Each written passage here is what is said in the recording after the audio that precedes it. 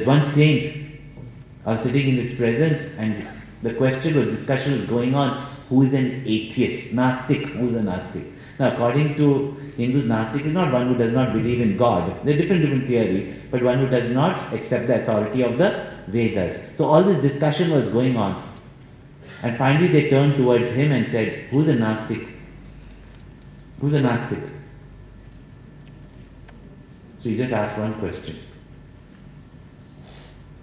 Any one of you here who's sitting here does not have worry, put your hand up. You're not doing it, no? Nobody put their hand up. He said, you all are Nastic. So how can you call it Nastic? We are attending our discourses, we accept the Vedas, we read the Vedas, we worship God also in all respect. He says, you are greater Nastics. You say that you have belief in God and you still worry. Isn't that the greatest blasphemy? It's like a child comes home, mummy's in the house, very capable and everything, and says, Mummy, I'm very stressed out today. I'm in tension. I'm worried. Why? I don't know whether I'll get food or not today. And even if there's no money, she'll cut her flesh and feed it. Is it not? How do we insult Bhagavan? Just think about it. When we worry, we insult Bhagavan. This is called as chinta. When we stop worry and think of the Lord, it is chintanam. And chinta is chitta with a dot, anuswar. Chitta burns you one, but chinta continuously burns you. This is a very beautiful verse. Keep memorizing it. If you want a mantra for life, keep this verse from the Bhagavad Gita. Each verse of the Bhagavad Gita is a mantra. Keep this verse of the Bhagavad Gita in your mind, and there is nothing for you to worry. And if not, look back in life. When you found yourself that you were able to do nothing, some or the other way, Bhagavan came to you. She knocked at my door. Think about it. Now Bhagavan continues to say, he starts singing. Yepyanya devata bhakta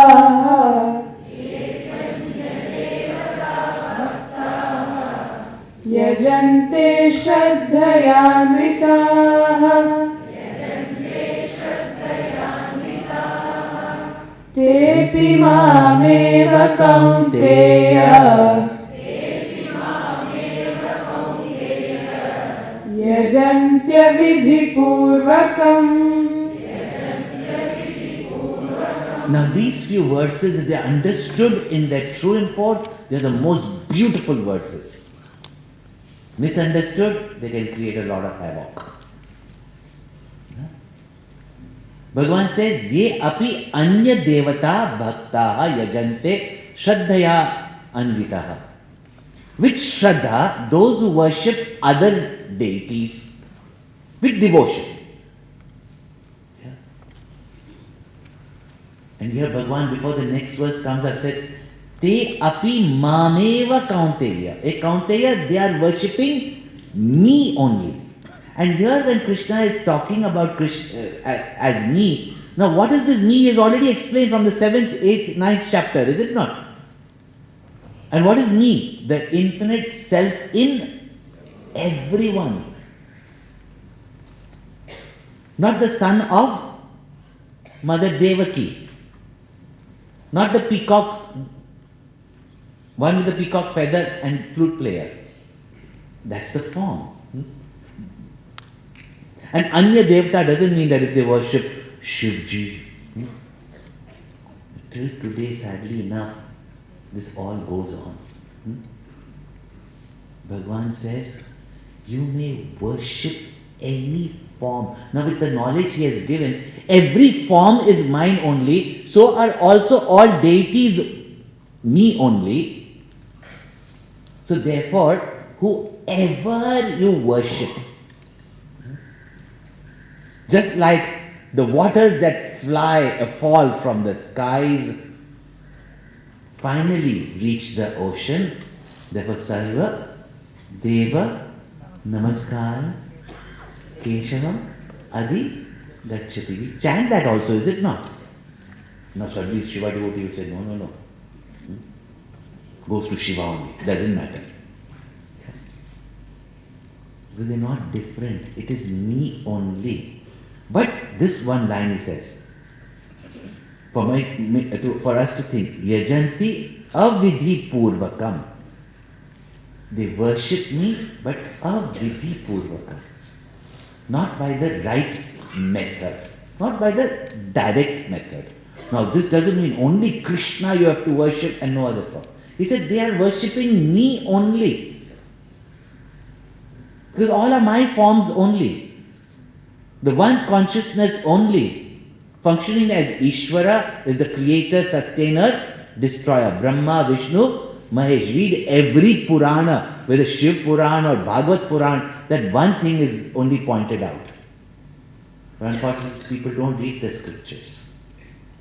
But if you worship even the form of Krishna as one of the deities, means one of the limited powers, for a limited, and why do we do it? Only for a limited gain. Then the infinite Lord also is considered as one limited. It's like when you go to a minister, a prime minister, and tell him to do a job of a municipal or not even a chief minister, you have brought down him to be a ordinary minister. So avidhi purvakam you have to understand.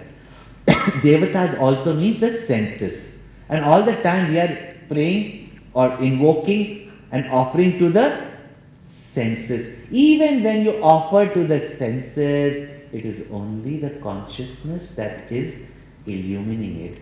Therefore, if consciousness was not there, to whom were you offering all the pleasures also in the higher sense?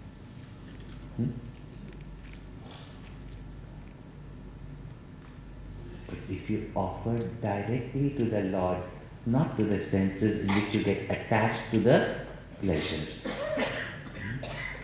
even then it reaches me only.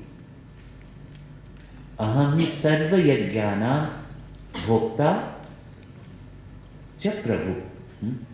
I am the bhokta, I am the Lord of all your yajnas, means even all your perception, all your enjoyment. Without consciousness, it cannot. The highest sense, it is the meaning is that. But even when we worship other deities, some cosmic forces. Now, cosmic forces doesn't mean Indra, Shiva, Krishna, Rama. Not only that. As scientists, you invoke what? The elements. As business people, you invoke the economy. These are all devatas, the potential in a field. What are you invoking?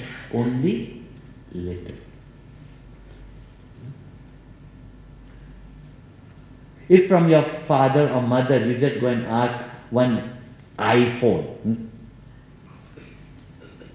and that's all that you ask, and that's the only reason for which you go to your parents, see what you are missing out?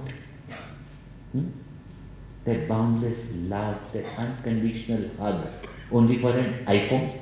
In that sense, you understand that we are only using Lord in a limited sense. Further he says, Aham hi sarva yajnanam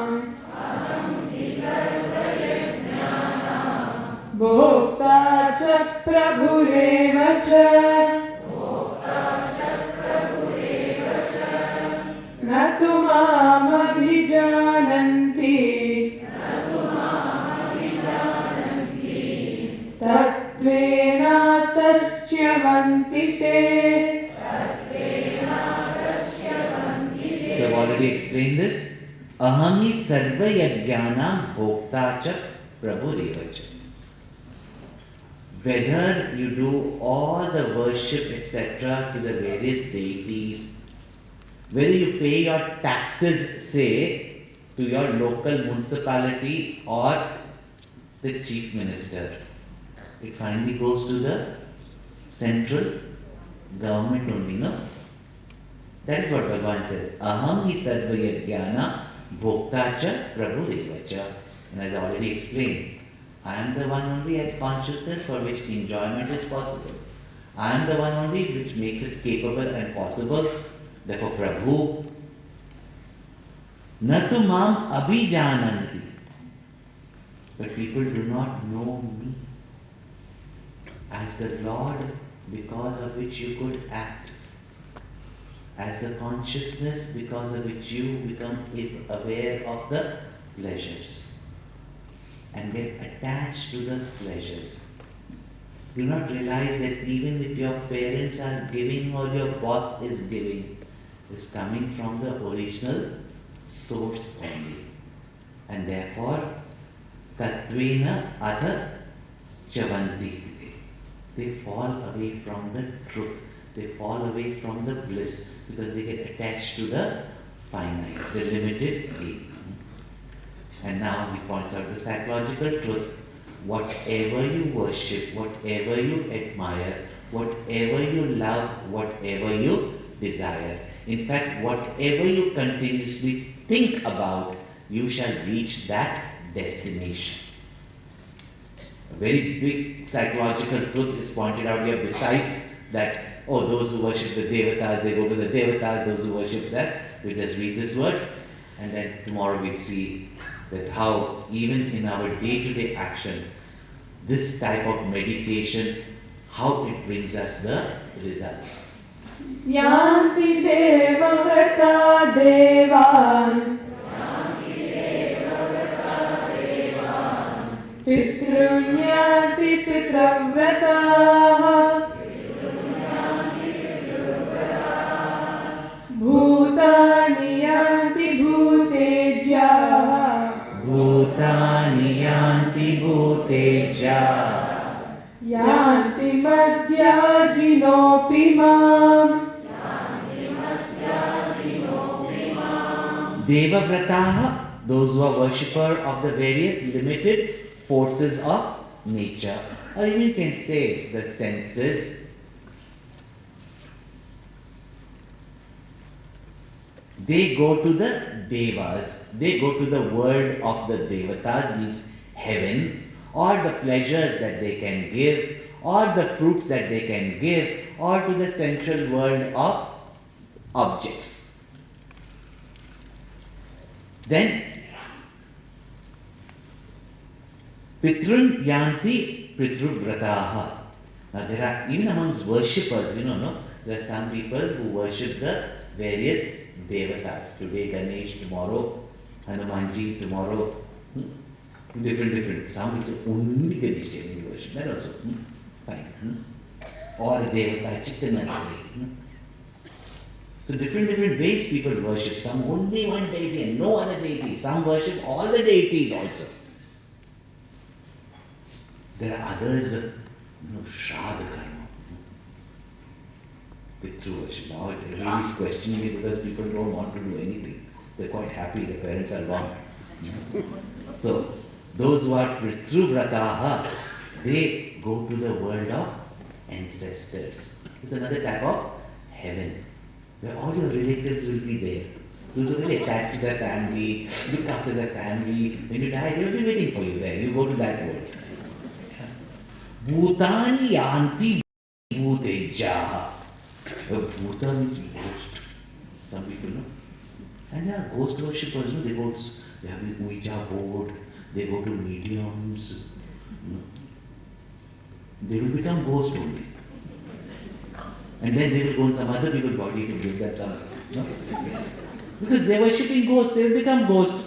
Means basically the philosophy is as you think, so you become. In your life later on, the world that you go, and Bhutaya means elements, which means the scientists consider everything to be just lay of matter and energy. They dwell in matter and energy, and therefore they don't matter, and they lose all their energy. Or they tap into such mighty energies like nuclear energy. That is how we have to see the larger meaning of these verses. Now, then Bhagavan says finally, but those who worship me, madhyajinaha yanti api mam. They come to me. And here me means infinite, supreme. They come to me. And now comes something. How easy it is to please the Supreme Lord who wants nothing. Devatas want something. The chief ministers,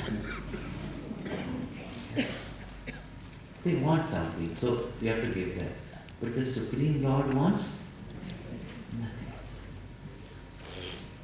And now the most touching, beautiful verses that can melt even the most cruel hearts. So what to talk about yours? Those verses are coming tomorrow.